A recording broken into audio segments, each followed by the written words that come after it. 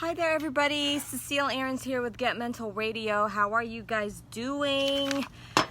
Hope you guys are hanging in there. I hope that, I think it's about week 6 or 7. I think we all lost count that we are in this shelter in place, lockdown, quarantine, whatever you want to call it. I hope you guys are healthy and happy.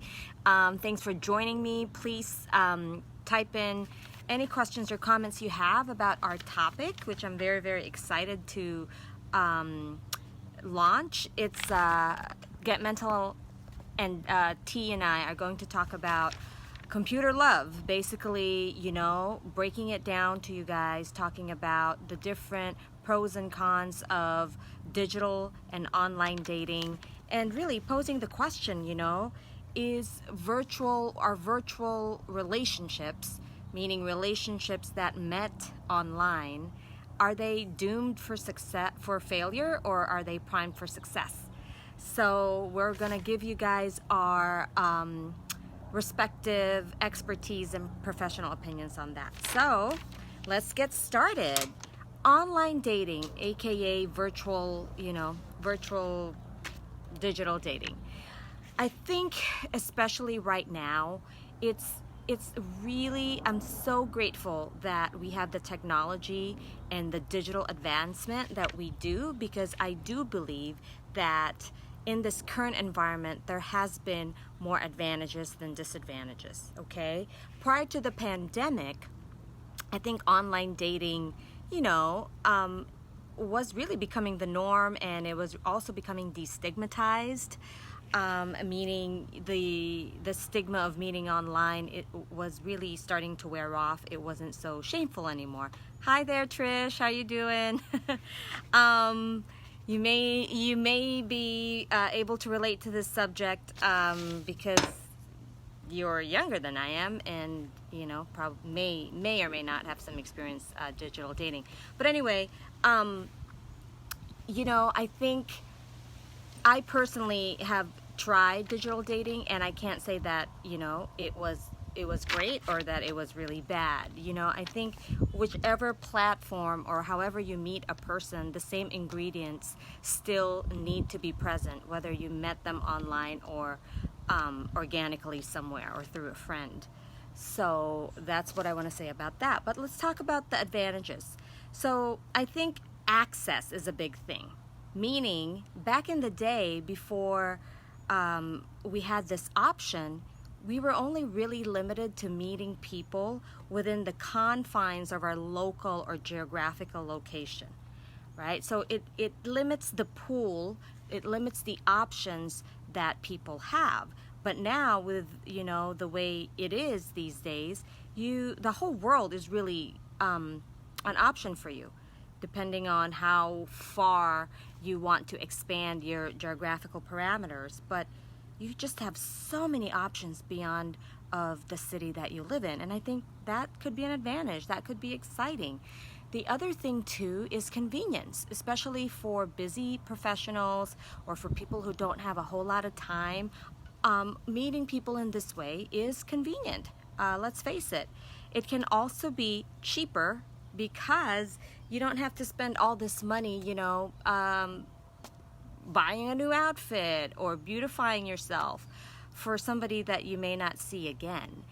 For other people, you also don't have to spend money on dinners, lunches, coffees, bar tabs. However you spend your first date, you don't have that expense. So that's another advantage. The other thing too is safety and comfort, especially for people who are shy or introverted. This, idea of meeting people initially, prior to seeing them face to face, can just give them a little bit more confidence and create safety, and give them like a good foundation of whether to proceed or not with this person. So I think that's another great advantage. It's also a low risk way to test or vet somebody, because you could get some of the questions you have answered, right, which can then help you decide if you want to go meet this person face to face. So that's another advantage. The disadvantage, well, let me talk about another advantage as it relates to the pandemic. is really right now, this is our only option. You know, unless you want to go ahead and break the rules, especially for singles, this is the only option, is to talk to people virtually or in this digital space. Hi everybody who's watching, thanks for tuning in. If you guys have any questions, please feel free to type. Hope you guys are all doing well and hanging in there and staying positive. So let's talk about the disadvantages or the cons. Too many choices, I think, is a big one, right? So although like the option of having a lot of options seems appealing, the flip side of that is it can also be very confusing and overwhelming, because too many options isn't necessarily better, okay? And the other thing that I think it creates is it creates a false illusion of unlimited possibilities. It creates this false illusion that the next person is, you know, in your inbox. And what I've seen in my practice is people sometimes don't want to put in the hard work that is necessary to cultivate a healthy, loving, lasting relationship, because they think, well, you know, I got all these other amazing options over here. Maybe this is not my person. When really, you know, part of what we do is we point out a pattern. Well, maybe that, you know, maybe this is your person, but maybe you have a pattern of not working on the things you need to work on, and you keep creating the same dynamic and outcome or result. So that's something to think about. I think it can also cause people to be unwilling to commit, right? Because like I said, you know, this idea that all these other people are out there waiting for you, and you just haven't, you know, what if you're the FOMO, fear of missing out on the right person, which I think, you know, if unexamined, can really be dangerous for a lot of people. And then the next thing they know is they're dating online for years and still haven't found this person, and they missed to examine the biggest variable, which is themselves. So that's a big disadvantage. Another one, and I've personally experienced this when I was dating, is people are not always who they say they are. It's so easy to lie and misrepresent yourself online. You know, even more so, obviously, than face-to-face, because there's all these, you know, kind of ways that you can curate your life and make it appear, you know, something that you want people to see, when really, maybe in real life, that's not your reality at all. Or, you know, what I hear often is people put a photo of themselves, and then they meet in person, and this other person is very disappointed because the photo doesn't really resemble them, and they feel misled, you know, or maybe it's a photo that was, you know, 5 years ago, and now they obviously don't look their age. So the age that they showed on the profile. So things like that you have to watch out for. Another thing is online communication can be tricky, because, you know, it's not organic. Yes, there is an organicity to it if you're doing it live virtually, but it still doesn't replace, you know, the physical, face-to-face, in the flesh communication. So even though, yes, you know, digital communication, virtual communication is really saving us all right now, you know, as human beings, we're wired to relate, you know, without all of these devices. We're wired to relate and to be able to touch each other. So that's part of the nuance. And also, if the foundation of the relationship is based on online communication, then that again creates a problem, because that's not real life. You know, it's easier to maintain a relationship when you're only talking for an hour here, an hour there throughout the day, and you're not really together, right? There are some challenges, but it's still easier to navigate than if you were really, like, you know, living a life in the same city and navigating all the nuances of the day together. That's really the best way for a relationship to be viable, is how do you guys live your life, you know, your parallel lives day to day? How do you navigate the ups and downs that are gonna come in your day, and how do you navigate conflict? So a lot of those things you can miss when you're just relating online. So it's really something for you guys to pay attention to, because I think it's easy to romanticize a relationship online if you don't have a whole lot of experience in this arena, and if you've never really met the person in the flesh. It's easy to to forget some of these real life things that are going to come up if you guys were relating in the flesh. Okay, so is it a hopeless place? Absolutely not. And some studies have shown actually that meeting people digitally is the way that most Americans are meeting their future partners. So there is still wisdom about meeting people through friends, trusted friends and family, and sometimes organically, but that's happening less and less. The research is showing that I think it's like 49% or something like that of Americans meet their partners online, probably even higher. So there's nothing wrong with that. There's nothing wrong with any of this. The thing to remember is, don't make it the foundation of your relationship. The platform is really, or should really be, for the initial building blocks of the relationship. But it wasn't designed to sustain or maintain a relationship through this platform. For many reasons, and some of them I've mentioned already, is that as human beings, that's not how we are wired to relate, and that might change for us as we evolve as a species, maybe 50 years from now, 100 years from now, who knows, especially with all the AI going on. But we're not there yet. And this is where we are, and this is what we know about us as human beings.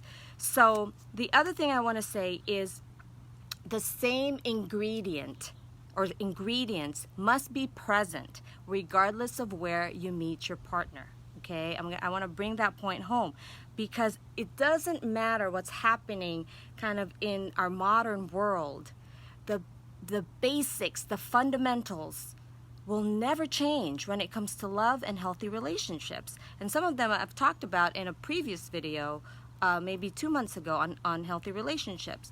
So we're talking about similarity in values, a sense of shared responsibility for the relationship, and a certain self-awareness and insight, a certain level of emotional intelligence, because it's going to be hard for you to function in a healthy way and in a conscious way, if you don't have a level of self-awareness and insight. So basically, you still have to have those ingredients, basic values of respect, love, reciprocity, being a team player, compromise, patience.